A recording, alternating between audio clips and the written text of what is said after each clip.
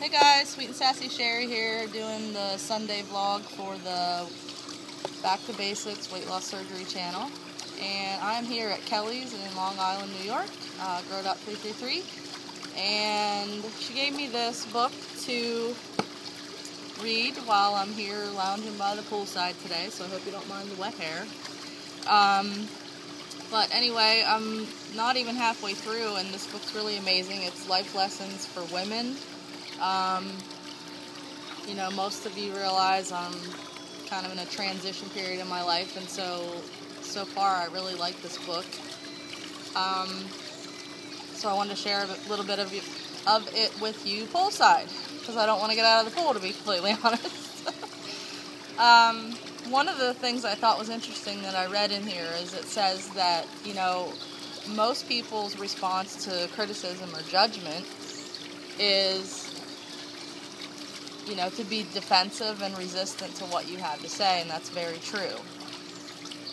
Now, it's one thing when people criticize or judge us from an external point of view, but when we do it to ourselves, I think is when we do more damage.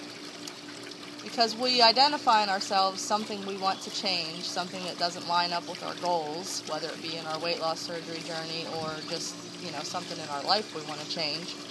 And we focus on the negative, on what it is we want to change about ourselves, what we don't like about ourselves. And, you know, subconsciously, we are then setting ourselves up to resist the very thing we want to change, because we make ourselves defensive or justify why we do it. So this book had some good questions that I'm asking myself, and I'm going to ask you to ask yourself to help you focus on the positive instead of the negative. What are 3 things that you've accomplished in your life that you're most proud of? And I hope you guys will use the comments to answer some of these, and I will as well. What are 5 of your strengths, talents, or positive qualities?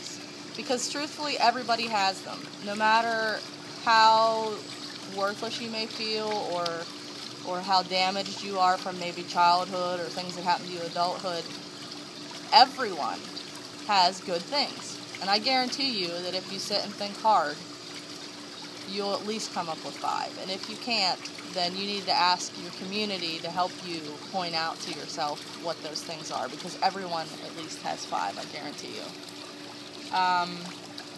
How do you use your gifts and strengths in your everyday life? That word is key, every day. We need to make every day count. We're only here once. And if we're not using our strengths and our gifts that we're given, that were created as part of us, then we're wasting them, and we're doing an in-service to those around us and ourselves.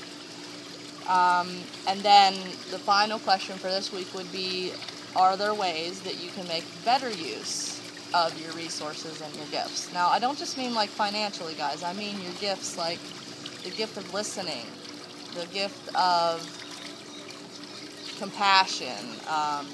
I talked to my daughter Carly about her gift of voice, of singing, you know. She's not real confident right now in her preteen years as she was when she was younger, and when she doesn't want to use it, it bothers me, because it's a gift she's been given, and I want her to use it to bless others. So, you know, try not to think financially when you hear the word gifts. You know, think a little deeper than that.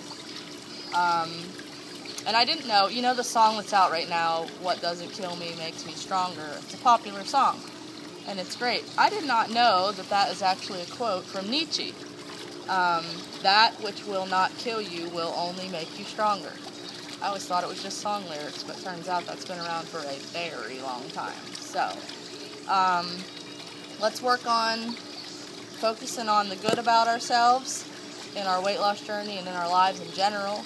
Let's work on singling out what we are good at and how we can build on it, and especially want the community to point out to each other,